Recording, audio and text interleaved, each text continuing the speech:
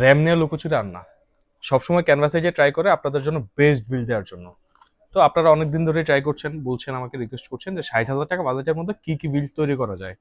তো আমরা নিয়ে আসছি GTR 5 এর 60,000 টাকার একটা বিল্ড, বর্তমান প্রেক্ষাপটে সবচেয়ে ভালো একটা বিল্ড। আমি সাইফুল আছি ক্যানভাসেজি থেকে।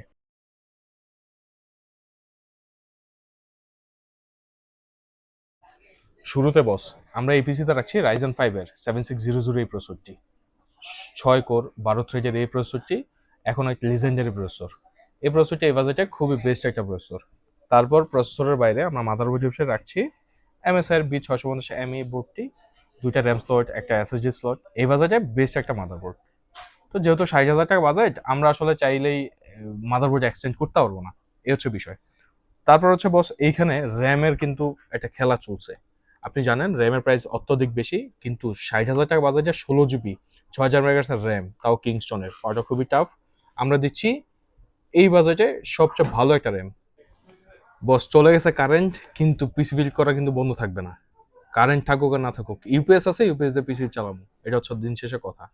এখন কথা হচ্ছে র্যাম, দেখলেন র্যাম আমরা কোনটা দিচ্ছি। এখন র্যামের পরে আমরা আসছি এসএসডিতে। এসএসডি মূলত আমরা অ্যাক্সেসের একটা Zen 4 এর এসএসডি ধরছি, 512 জিবি এসএসডি। এটাতে মূলত 5200 রিড রাইট স্পিড থাকবে। তো এই বাজেটে আমরা এর থেকে বেশি এসএসডি দিতে পারি নাই। তো এসএসডি চলে গেছে, এখন আমরা রাখবো হচ্ছে পাওয়ার সাপ্লাই।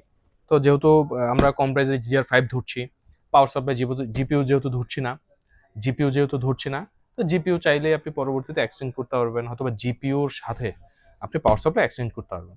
তো জিপিইউর সামঞ্জস্য রেখে আপনি পাওয়ার সাপ্লাই পরবর্তীতে কিনে নিন।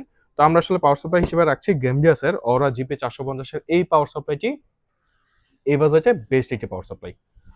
তো পাওয়ার সাপ্লাইয়ের পরে কি দরকার? কেসিং দরকার।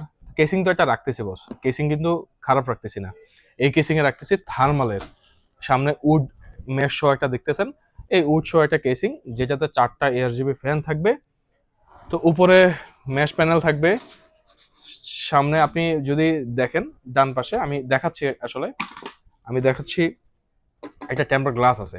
তো কিছু কিছু কেসিং আছে বস, টেম্পার গ্লাস কিন্তু থাকে গ্লাস টাইপের নর্মাল, এইটাতে কিন্তু খুব কোয়ালিটি মেনটেন করছে। হ্যাঁ, টেম্পার গ্লাসটা কিন্তু খুব খারাপ না, খুব ভালো একটা আছে।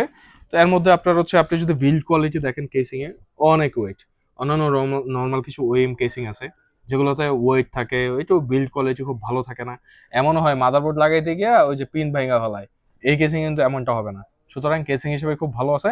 তো আপনার হচ্ছে সামনে এটা উড কিন্তু, হ্যাঁ, পুরো সামনে যে ম্যাশ প্যানেলটা আছে এটা কিন্তু পুরোটা কাঠের। তো আপনি লুকিং, পারফরমেন্স সবকিছুতে আসলে এটাতে খুব ভালো একটা কেসিং। এই কেসিংটা নিতে চাইলে আমাদের 60,000 টাকা বাজেটের যে পিসিটা আছে, বিল্ড করুন ক্যানভাসেজি থেকে।